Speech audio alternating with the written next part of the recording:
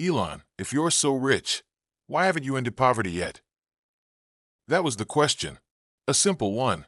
Bold, direct, unexpected. And yet, it echoed through the auditorium like a siren no one was prepared for. It came from the back of the room, during a tech summit in San Francisco. A sleek hall filled with investors, tech journalists, engineers, and dreamers. Elon Musk had just wrapped up a high-energy talk about the future of artificial intelligence, neural implants, and humanity's mission to colonize Mars. People were lining up to ask him questions. Most were what you'd expect. When's the next Tesla update? Or, what's the progress with SpaceX's Starship? Some even joked, can you get me a job at X? But then came this. A young man, maybe in his mid-20s, clean-cut, wearing a plain hoodie, no press badge, just a regular guy in a sea of billionaires and tech moguls. He stepped up to the mic, looked Elon straight in the eye, and said, "If you're the richest man on Earth, why haven't you ended poverty yet?" Suddenly, silence. No phones buzzing, no whispers, just stillness. Everyone froze. Some gasped. Others shifted uncomfortably. You could almost hear the thoughts in the room. Did he just say that? Is he trying to embarrass Elon? Does he even know how these events work? But Elon Musk? He didn't flinch. At first, he smiled just a little. Not mockingly, not sarcastically. Almost like he was expecting someone, someday, to ask that very question. A grin that said, "Finally."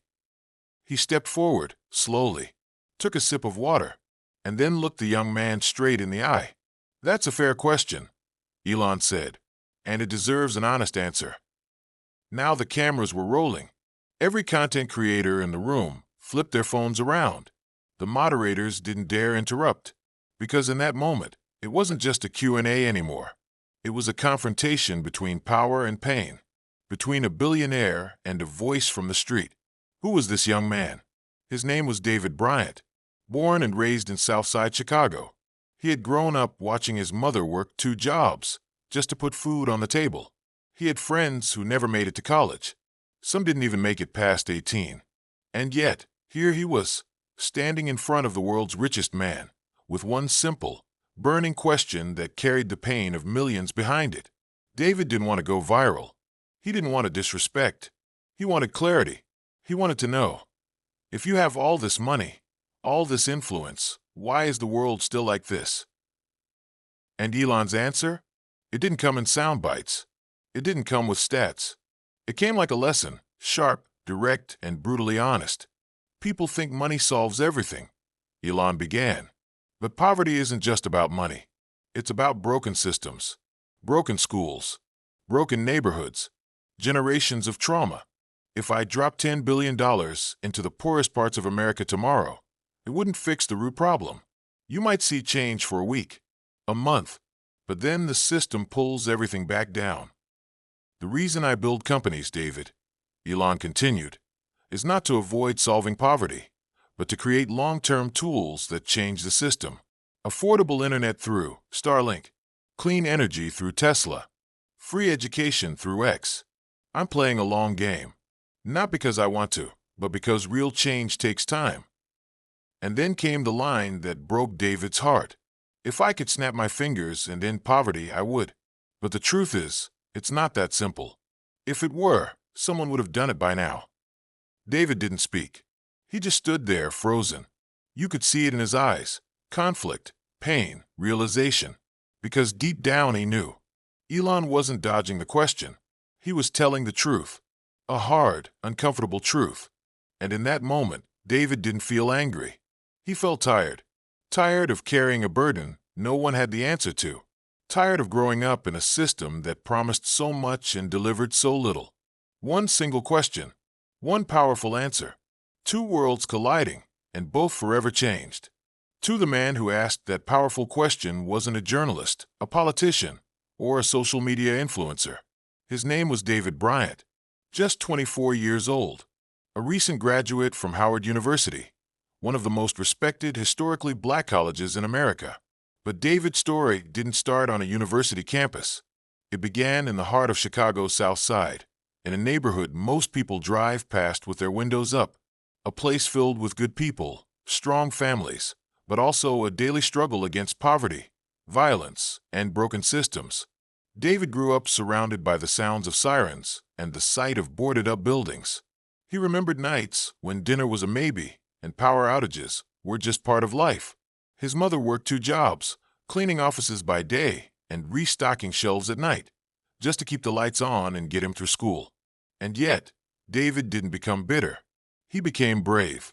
He studied harder than anyone else in his class. He volunteered at local shelters. He joined youth leadership programs. He believed that education was the way out, not just for him, but for his entire community. By the time he graduated, he had already spoken at events about social inequality, youth empowerment, and technology in underserved neighborhoods. But he had never stood face to face with one of the world's most powerful men until that moment. Round pushpin a chance, a voice, a question. David didn't even plan to attend the summit. A friend had a last-minute ticket and gave it to him. He walked into that sleek, tech-rich world wearing the same gray hoodie he always wore, the one his mom bought him during his freshman year of college. He didn't look like everyone else in the room, but he felt like he belonged. When he stepped up to the microphone, the crowd didn't expect much, just another question from another young guy. But then he said, "Elon, if you're so rich, why haven't you ended poverty yet?" It wasn't aggressive. It wasn't rude. It was real. David's voice was calm but heavy, as if he wasn't just asking for himself, but for everyone he had ever known who had suffered in silence, for the kids in his neighborhood who studied by candlelight, for the single mothers working 3 jobs, for the elderly who had to choose between food or medicine.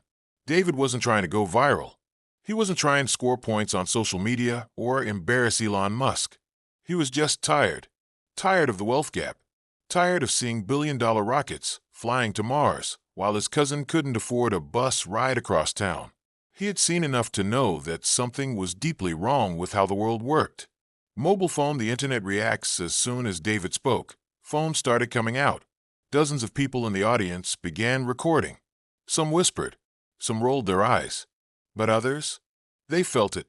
They felt the rawness of his voice, the truth in his question. And within minutes, Twitter, Instagram, and TikTok were lighting up. Who is this guy asking Elon the real questions?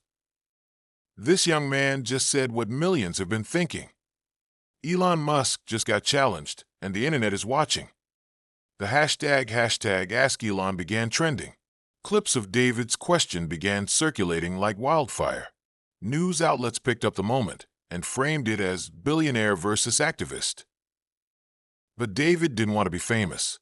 He didn't want attention. He just wanted an honest answer. He wanted to know why the richest men in the world could invest in space travel, AI chips, and self-driving cars, but not affordable housing, not mental health clinics in poor neighborhoods, not food security for the homeless. It wasn't a personal attack. It was a human one. "Why can you build for the future?" he said later in an interview, "when millions can't even survive the present?" All eyes on Elon back in the auditorium. Everyone had gone silent. Even the moderators didn't cut in. This wasn't just a panel anymore. It had become a moment of reckoning. Elon looked directly at David. For the first time during the event, his smile faded. He didn't laugh. He didn't dodge. He listened, because this wasn't a heckler trying to make a scene. This was a young man who had grown up in the trenches, who had seen America from the cracks in the sidewalk, not from the rooftops.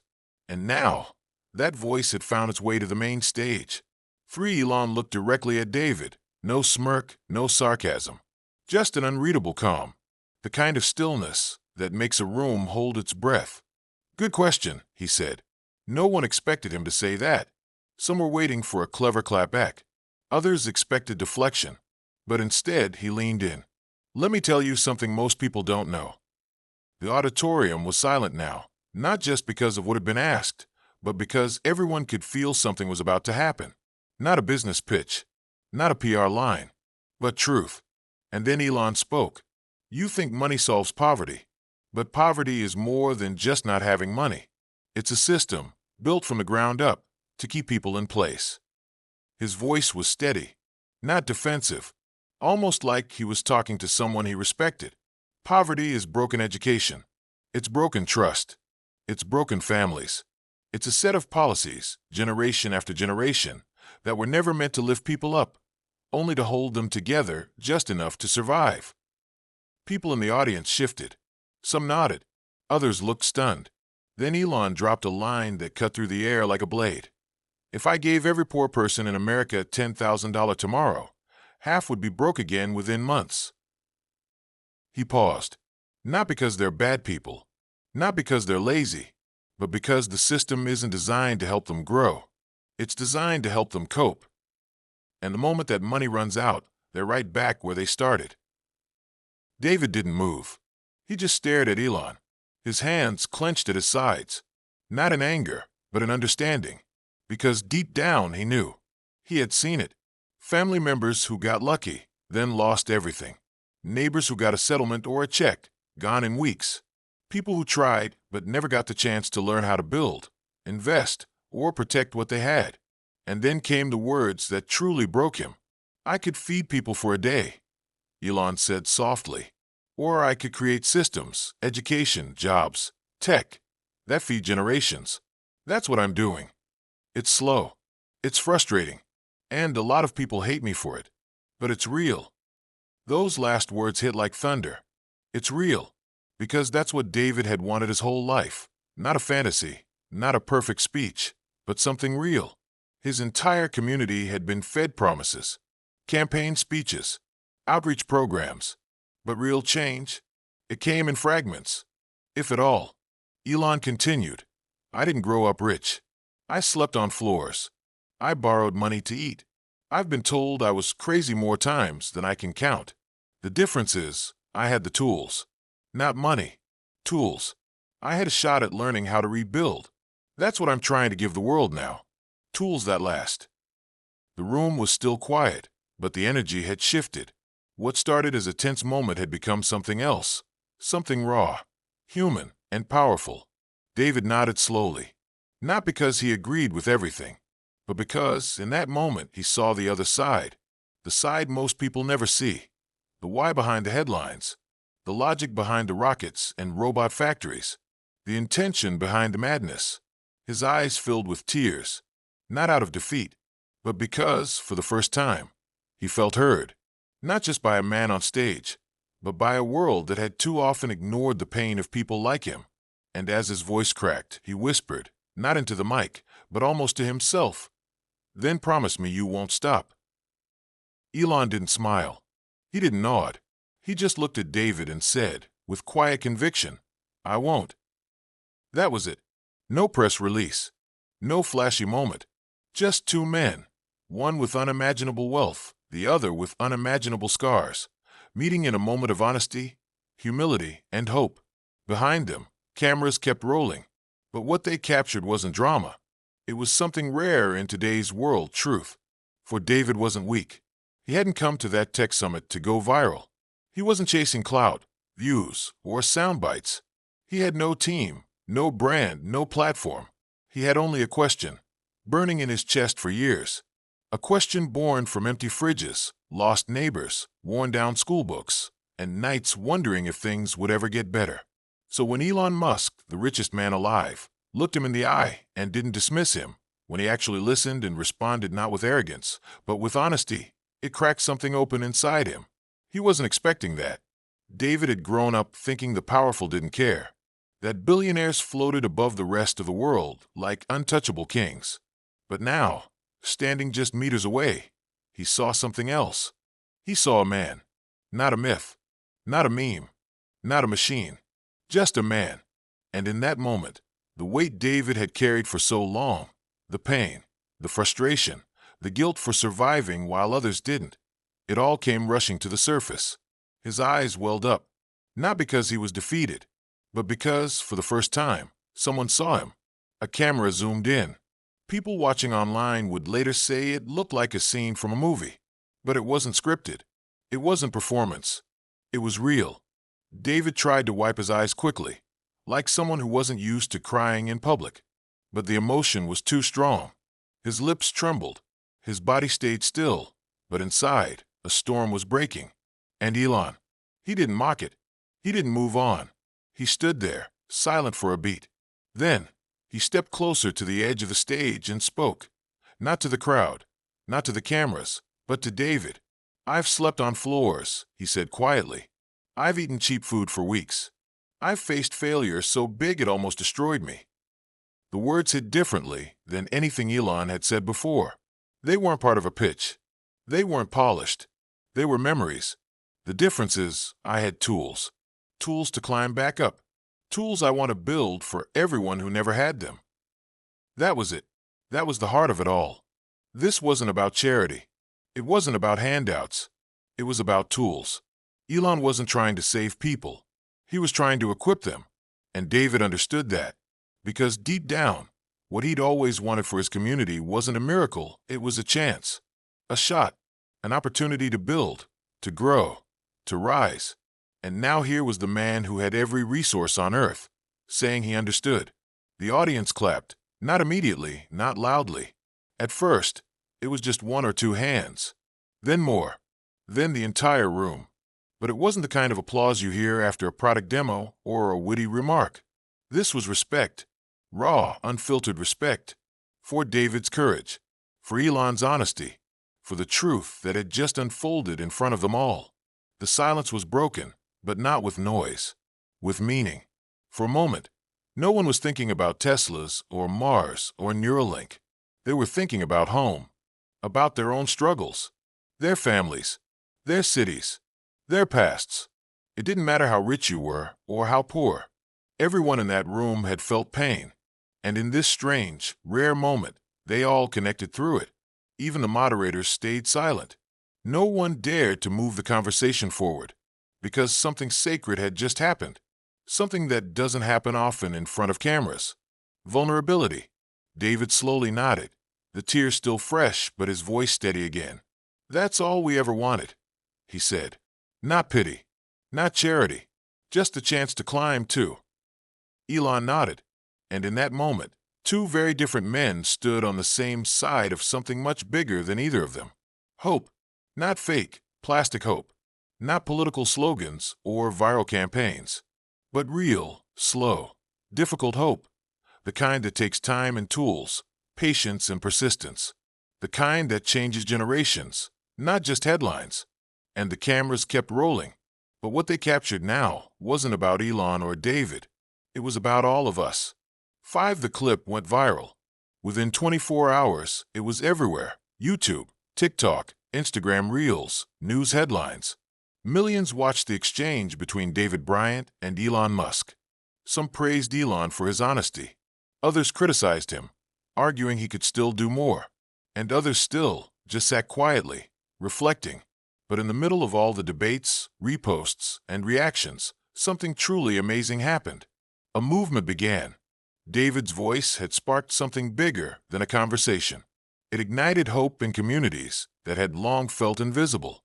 Teachers used the clip in classrooms. Activists shared it during talks. Parents told their children, "This is how you ask hard questions, with courage and calm." And behind the scenes, Elon Musk reached out. He wasn't offering a photo op or a PR stunt. He offered David something real. A role at a Musk-funded nonprofit focused on community tech education, an organization dedicated to bringing STEM learning, digital literacy, and startup tools to underserved communities across America. It wasn't charity. It was empowerment. David thought long and hard before accepting. He talked to his mother. He prayed. He even revisited his old neighborhood. Then he said yes. Not because of Elon's fame, but because he finally saw an opportunity to do what he had dreamed of his whole life. Make sure no other kid had to ask the question he once asked. School, a new mission David dove into the work. He traveled from Chicago to Detroit, Baltimore to Oakland, visiting schools, rec centers, libraries. He spoke with students, teachers, community leaders. He didn't just give speeches. He listened. He learned. He built connections. His goal was simple but powerful. Give kids the tools. Let them build the future themselves. He helped launch pilot programs that gave teens access to coding workshops, entrepreneurship labs, mentorships with engineers, and even 3D printing projects. He helped create internships with tech startups, not in Silicon Valley, but in their own neighborhoods. And each time he spoke to a young student, he remembered the scared, bold version of himself who once asked the world's richest man a heartbreaking question. Microphone full circle. The return to the stage nearly a year later. David stood again on that same stage, the one where his question shook a room into silence. But this time, he wasn't a questioner. He was a mentor. The crowd was full of young people, innovators, and community changemakers. Some had traveled hours just to hear him speak. And when David stepped up to the microphone, the room leaned in. He wore the same gray hoodie, but this time it was intentional, a quiet symbol of where he came from. He looked around and began. I used to think power ignored people like me. I thought our voices didn't matter. But sometimes all it takes is the courage to ask the right question. He paused, scanning the crowd. They weren't just listening, they were feeling. And more importantly, be ready for the answer, even if it breaks you. Because the truth can either crush you or build you. It depends on what you do next. There was silence again. But this time, it wasn't heavy, it was hopeful. David went on to share his story. Not just the viral moment, but everything that came after. The doubts, the lessons, the moments when he felt small again, and the moments when he remembered why he started. He ended with this. Don't wait for someone to save your community. Be the one who builds the tools. Ask the hard questions. Face the hard answers. And then, build something that lasts longer than you. The room erupted, not in a wild cheer, but in something deeper. Respect, belief, commitment. The young man who once cried in front of a global audience had become a leader, not because of fame, but because he turned pain into purpose. Globe Showing Europe Africa the Legacy begins. The clip of his return speech went viral too. But this time, David didn't care about likes or shares. What mattered was that a little girl in Atlanta, a teen in the Bronx, or a boy in South LA might watch it and think, maybe I can do that too. And just like that, a single question, asked from the heart, became the start of something far bigger than either David or Elon could have imagined. Not a moment, a movement. Every click writes a new chapter. So hit like and subscribe to stay in the loop.